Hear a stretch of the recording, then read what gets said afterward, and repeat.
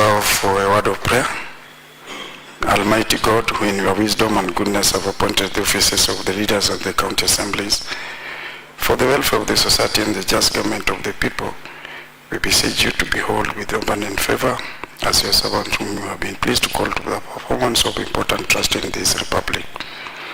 Let your blessings descend upon us here assembled, and grant that we treat and consider all matters that shall come under deliberation in so just and a faithful a manner as to promote your honor and glory, and to advance the peace, prosperity, and welfare of our country and of those whose interest we have committed to our church. Amen.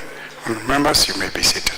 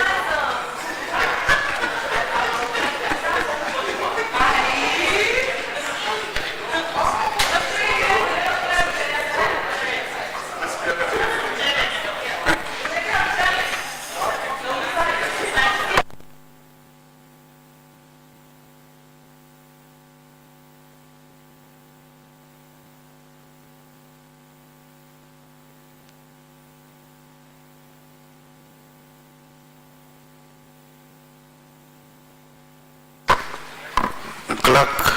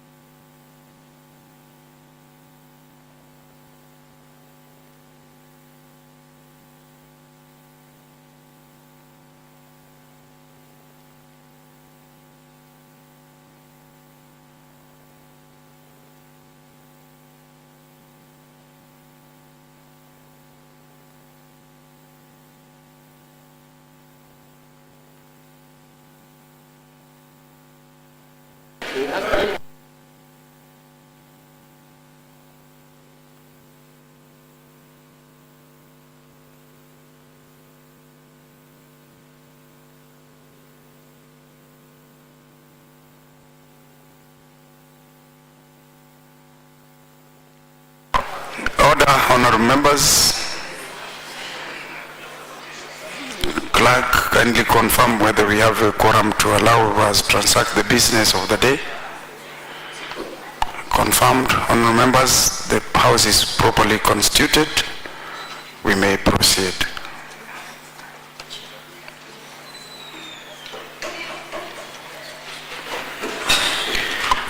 Order number 1, administration of oath. Order number 2, communication from the chair. Order number 3, messages. Order number 4, petitions. Order number 5, papers.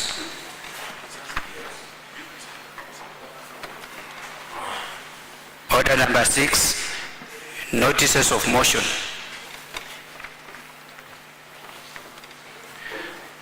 Order number 7, questions and statements. The Chairperson, Secretary Committee on Early Childhood Education and Vocational Training, who is bound to give a response to a statement requested by Honorable Samson Acheng Jera. Honorable Perpetua, are you ready?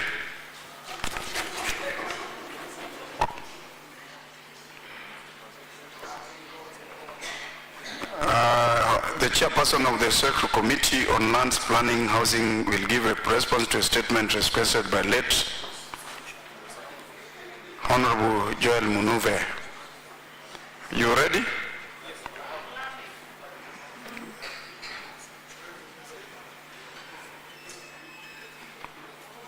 You may proceed. Response.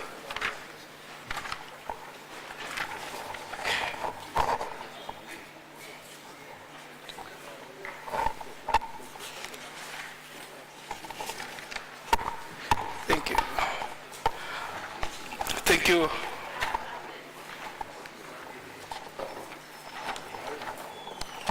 Honorable Speaker, I'm the Chair of Planning, and this week I have a response for statements almost until on Thursday. I'll be responding to statements by honorable members. Whoever will not get his response, then I've called him to my committee and he did not come. So we have a statement by Honorable Joel Munuve.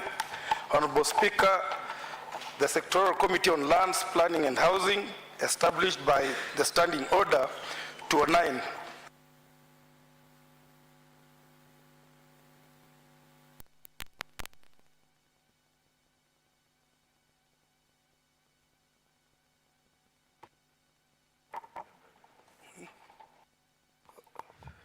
thank you.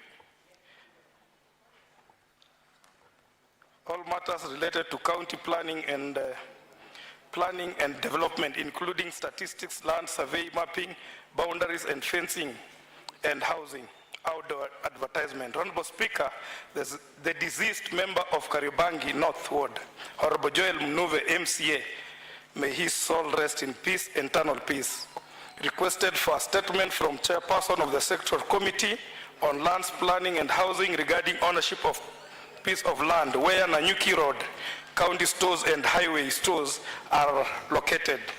In the statement, the member requested for a report on the following aspects. 1, the ownership of the land where Nanyuki Road, county store, highways store are located. 2, why survey activities were being carried out in landstone manner, and particularly during the night. And 3, steps that county is taking to safeguard public land from potential land grabbers. Honorable Speaker, pursuant to the provision of Standing Order 42.2d, the committee investigated the County Executive Committee member of Build, Environment and Urban Planning to its meeting on Wednesday, 23rd September 2025. Honorable Speaker, on Wednesday, 23rd September 2025, the committee held a meeting with the County Executive Committee member for Build, Environment and Urban Planning on the sector of officials to deliberate on the response to the statements. In this regard, Honorable Speaker, I wish to report to this assembly as follows. A, Nanyuki Road land. 1, Nanyuki Road plan is represented by LR number 209/7750/3, measuring 3.75. Chairman, just shortly. Honourable members of the House, the response as the chair is reading out, this is a quite emotive area where members need to take keen interest, because it has attracted a lot of debate and concern on the plant along Nanyuki Road. So kindly take note of such. Kindly proceed, Chairman. Thank you, Speaker. You can't, Honorable Majority Leader. As a senior ranking, please, When the member is responding to, you can only interrogate or interject after he has made the presentation. No, just give him time to finalize his response. Kindly proceed. Thank you. 2, on 12th March 1998, the Commissioner of Lands allocated the said parcel of land to the City Council of Nairobi to hold for 76 years and 3 months with effect from 1st October 1971. This means the lease will expire in 2047.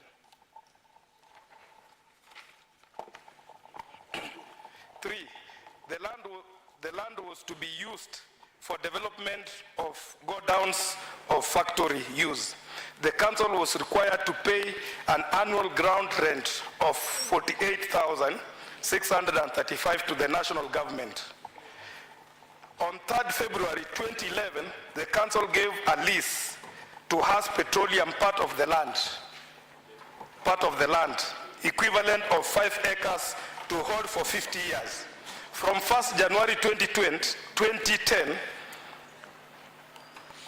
at annual ground, from 2010, expiring 2060 at an annual ground rent of 650 for use of fuel depot. This was approved via a general process committee meeting on 29th January 2010 and at a full council meeting held on 26th January 2010. In July 2013, a survey was carried out to determine the acreage that was leased. The survey indicated that the actual area leased to Has Petroleum was 3.032 acres. And the one left with the county government was 6.089 acres.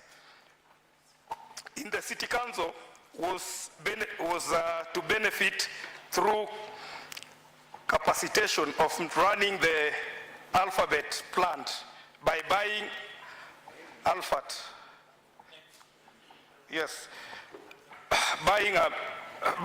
materials for burning of alphat from the company at discounted prices. The company was also to supply fuel to the council at discounted prices. However, the alphat plan is up there and most activities are taking place at the new Kaguda Road plant. Highway stores. Highway stores are situated on LR number 209/2531, measuring 3.2 acres, which is a subplot of LR number 209/2531, which initially measures 20.5 acres. LR number 209/2532 was leased to former Nairobi Municipal Council by then the government in 1998 for a term of 99 years with effect from 1st October 2029. The plot was then subdivided into several subplots under the town planning subdivision scheme and allotted to various leaseholds.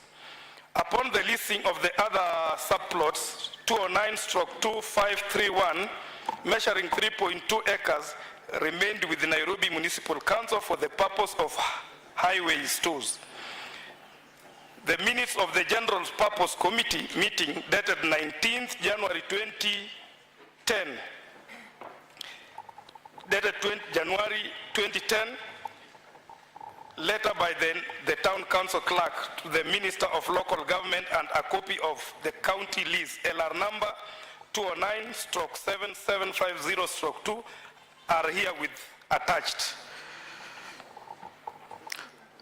On the matter of measures that the county is taking to safeguard county land from land grabbers, the committee was informed that the county is actively mapping out county land with an intention of having them documented.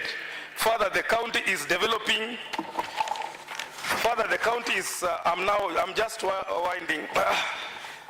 Further, regulation that will facilitate the leasing of empty parcels belonging to the county government and keep a proper register in order to secure them from encroachment. Honorable Speaker, the committee was satisfied with the response given by the sector, and that it be reported that the Assembly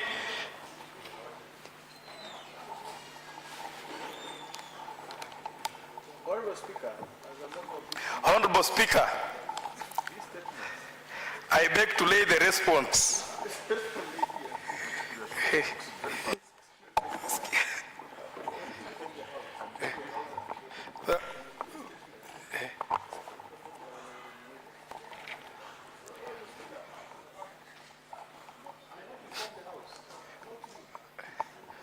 So, Mr. Speaker, that is the finished, and that is the response we have. And it is unfortunate that the member is not around. Honorable Majority Leader, the member is still making some comments and reservations. So I beg to lay the response. Okay. What is it, Honorable Majority Leader? Honorable Speaker, I am seeking the direction.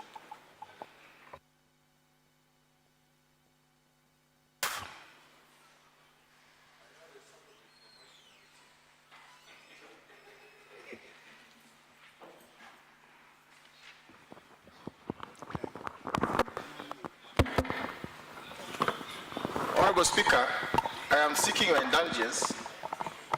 As the chair, who is my respectable chair, please take your seat. Why are you panicking? I'm not panicking. Take your seat. As the chair has said, this is a most emotive statement. I don't know the rating upon which emotiveness comes in terms of statement, Honorable Speaker. But I want also to inform this House, this statement was born of our late brother, Joel Munuve. Honorable Speaker, I'll be seeking your direction whether it's proper for the committee to respond to a dead man's statement before this chamber, whether it's within the practice of Parliament for us to be invoked by our late brother's spirit of the statement, or the statement, Honorable Speaker, can be given to somebody to stand in for. Because the President said before this House, before a statement of response is given, a member must be present. In this situation, Honorable Speaker, a member is 6 feet down, is not present. Maybe, Speaker, you can give us guidance on this. And also, Honorable Speaker, the conclusion of this report is not adding to the body. The body speaks about the ash plan to be given the county. Our potholes are not there, but the committee and the chair are satisfied with this report. Honorable Speaker, I'll be seeking indulgence whether it's proper for us to listen to this statement on behalf of our late brother, or somebody else after 6 months can bring the same statement and the committee can respond. Honorable Speaker, we seek your indulgence and guidance. Thank you, Honorable Leader of Majority, for your observation. I hope that is exactly the same feeling from other members. I commit to give direction whether the report can be admissible. And before then, now we'll have to defer the report for adoption until such a time when I will give a ruling on your request. Thank you. So the report stands deferred to a later date to be communicated by the chair. Thank you. I've seen you have a further report of the committee, so you may proceed. And I hope before I read this one, the member is in the House. No, Speaker. But again, before then, I direct the office of the clerk to circulate the report to all the members. I don't know whether it is captured in your website, but you need to take a keen interest on that report of the planning committee, so that by the time we'll be giving direction, you will be reading from the same script and maybe having a view on it. Thank you, Chair. You may proceed.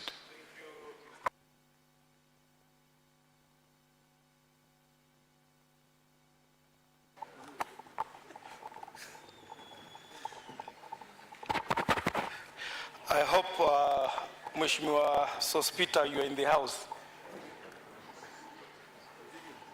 Mheshimiwa Sospita. Mheshimiwa Sospita is present. He is over there. Okay, thank you.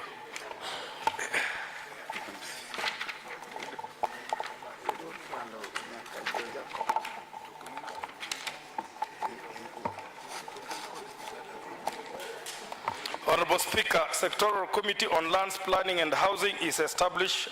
I think I will not do repetition. Let me just go direct to the statement.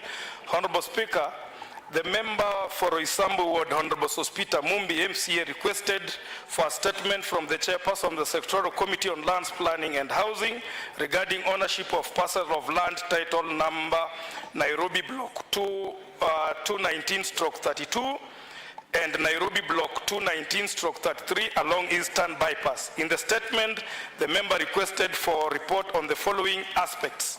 1. The current ownership of the parcels of land titles number Nairobi Block 219/32 and Nairobi Block 219/33 along Eastern Bypass in Roysambu Ward. Number 2, whether the said parcel of land are public or private. Number 3, whether the said parcel of land was surrendered to the county government for development of public amenities, provide particulars of surrender process, and whether there are any specific public amenities the county government intends to develop on the said parcel of land in public. Honorable Speaker, pursuant to the provision of Standing Order 47(2)D, the committee invited the County Executive Committee member for Build Environment and Urban Planning to its meeting on Wednesday, 24th September 2025. In addition, and pursuant to the provision of Standing Order 47(2)E, the committee invited the Honorable Sospita Mumbi, MCA. Honorable Speaker, on Wednesday, 24th September 2025, the committee held a meeting with the CEC member for Build Environment and Urban Planning. The meeting was attended by the member who requested for the statement and other interested members of the County Assembly. In this regard, Honorable Speaker, I wish to report to the Assembly as follows. 1, that the parcel Nairobi Block 219/32 and Nairobi Block 219/33 were formerly LR number 1766/5/46 and 1766/5/47 and were surveyed via survey plan FR 504/77 on 21st January 2011.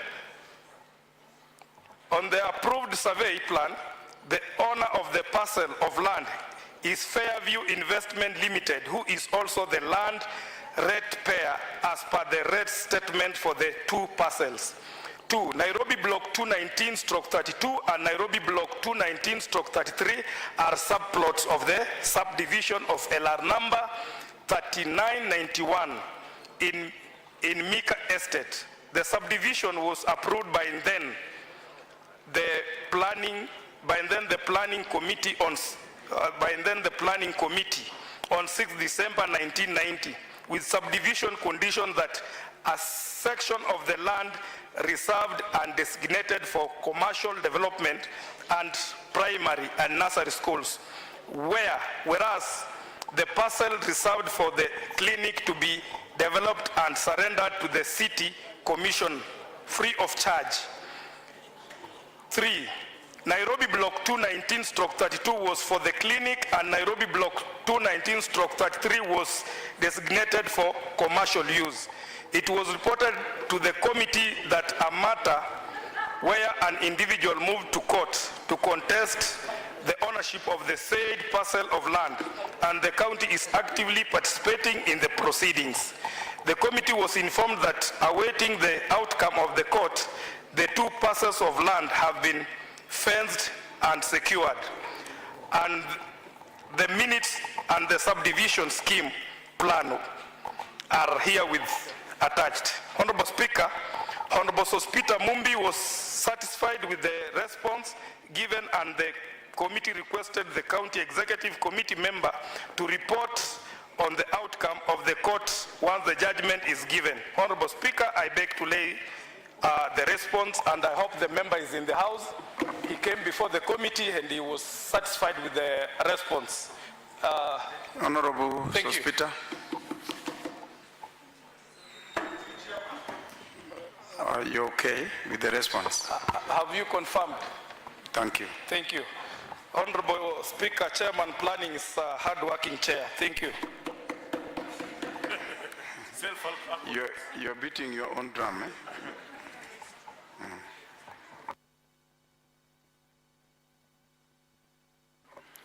The chairperson, Education, Early Childhood, kindly proceed.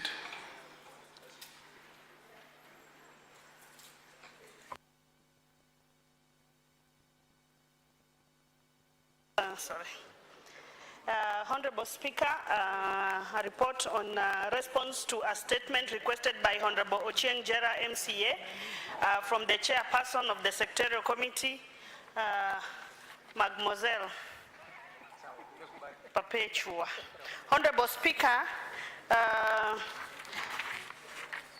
just in conclusion on this issue raised by Honorable Ochieng Jera on the steps the county executive is taking to mitigate challenges that they face in disbursement and administration of bursaries in the county.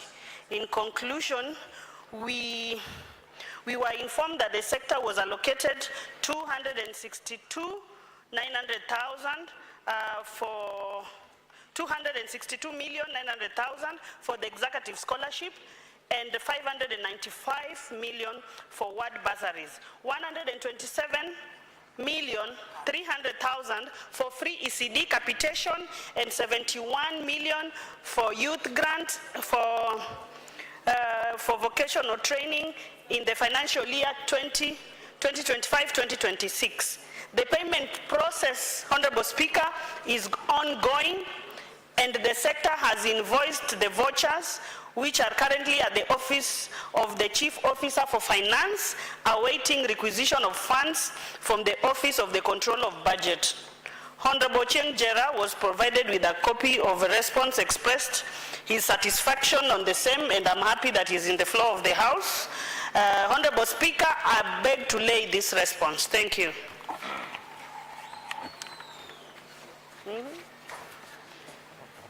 Are you through?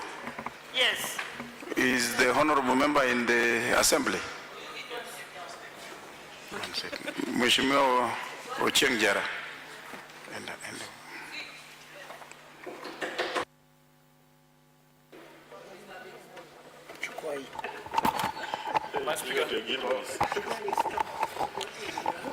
Thank you, Honorable Speaker. Honorable Speaker, I wish to thank and appreciate the Chair for Education, the committee, and the clerk. Honorable Speaker, I was invited into the meeting.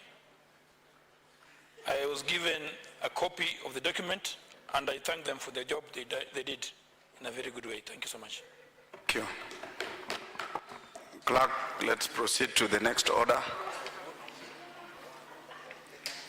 Yes, Honorable Leader of Majority. Order.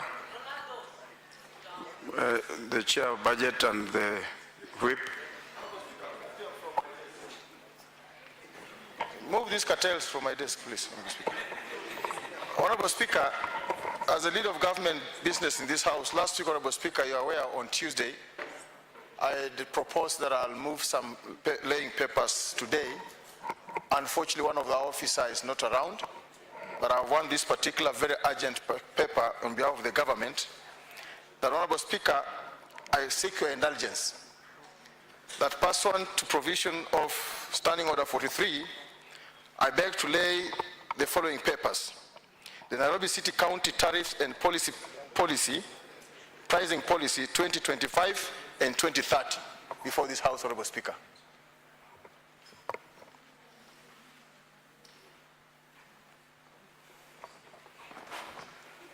Leader, before you lay the paper, maybe you consult the chair, come forward with the paper.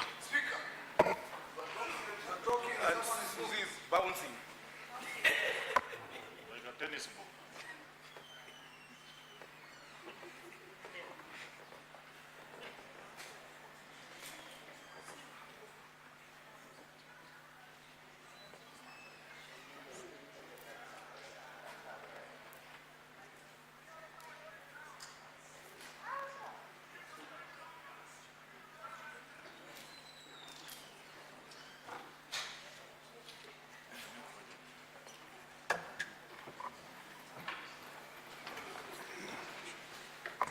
Clerk.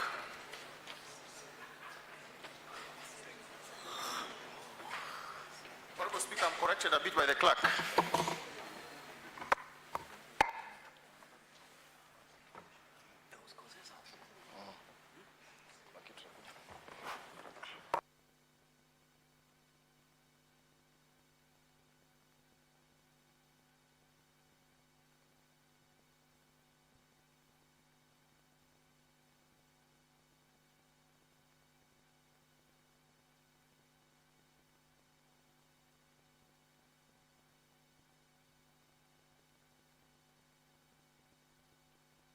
Leader, you may proceed.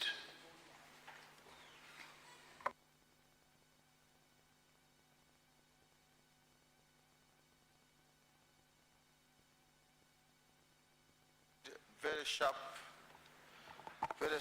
clerks, the likes of Wasike. I want to withdraw the first standing order I quoted, standing order 43.5, and replace with the standing order number 151 on a new standing order on the laying of the papers of the tariffs, the Nairobi City County 1A. Actually, that is the area which captured my attention. 1A, on the laying of the Nairobi City County tariffs and pricing policy 2025-2030 before this Parliament and laid before the Committee of Budget and Appropriation, Honorable Speaker. I beg to lay, Honorable Speaker, and thank you for that. The papers laid now stands committed to the Budget Appropriation Committee for consideration.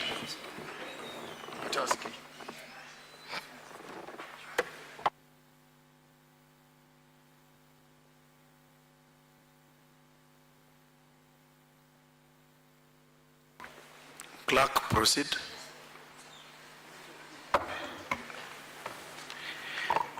Order number 8, motion.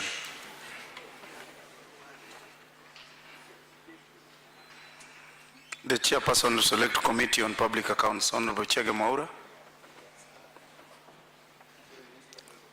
Vice Chair, Honorable Minority Leader, please.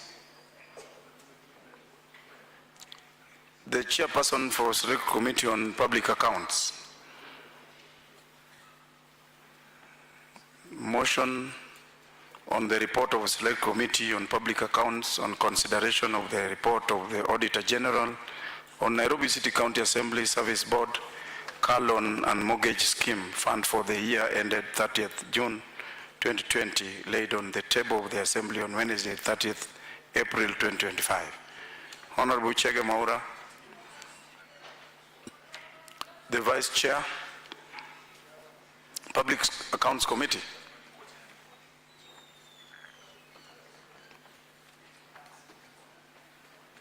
Do you have the Vice Chair?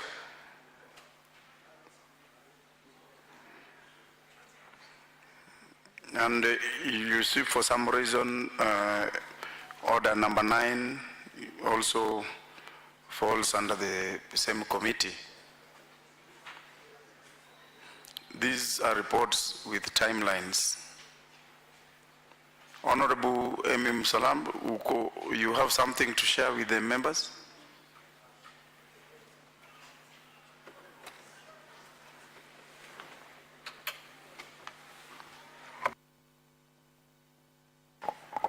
Thank you, Honorable Speaker.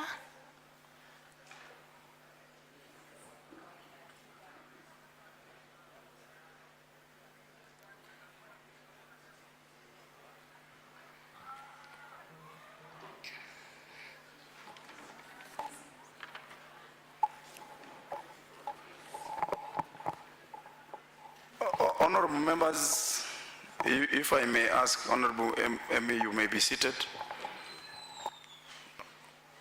This is a motion before the House on the report of Auditor General. It was laid before the Assembly on 30th April. That is 4 months earlier. I don't know whether it's still with you in your website. Are you ready to debate on this report?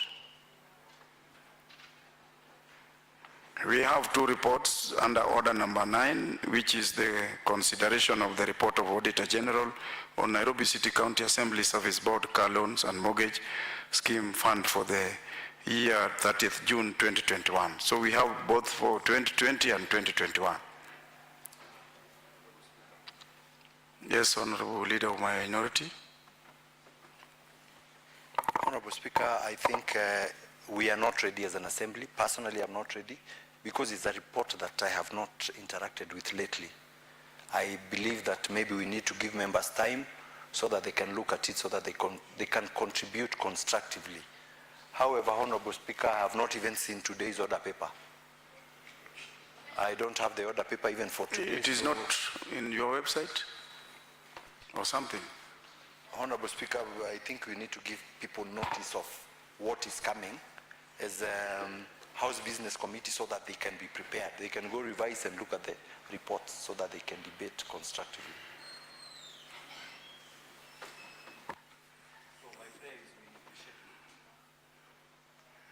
Honorable members,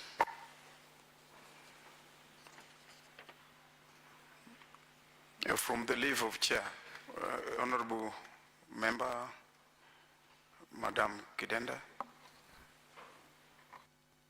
Chair, at the laying of this document before the Assembly, it was proposed that the chair would be here to give us a clear summary to bring us in, even though the document was sent. That has not been done.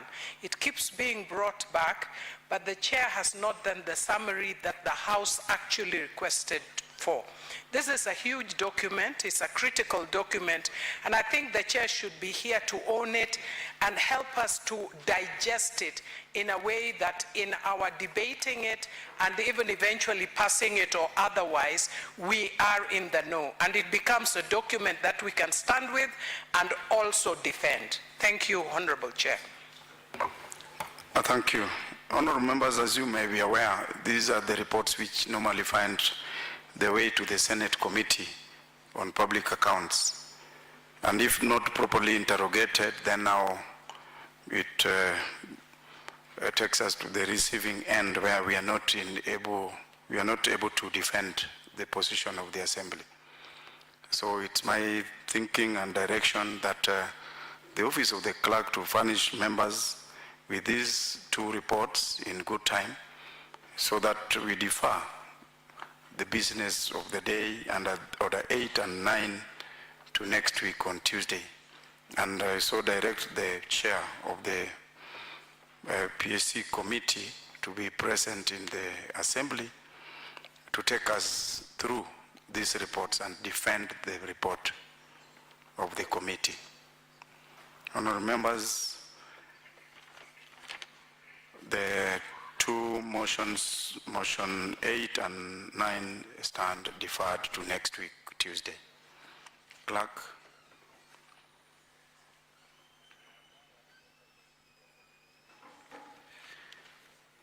Order number 10. Committee of the Whole County Assembly to consider the Nairobi City County Betting, Lotteries and Gaming Bill 2023, Assembly Bill number 12 of 2023. Honourable members, you may be aware that order number 10 is also sponsored by Honourable Mwaura Chege, who is not in the House. There is no prior communication to the office of the Speaker for any member standing in to transact the business on behalf. So, honourable members, automatically this motion cannot be transacted today, and for that reason, I redirect it to the House Business Committee for allocation on any other date that they may find appropriate. And honorable members, that brings us to the conclusion of the business of the day, and I direct the House Business Committee to sit at the rise of the Assembly. Thank you.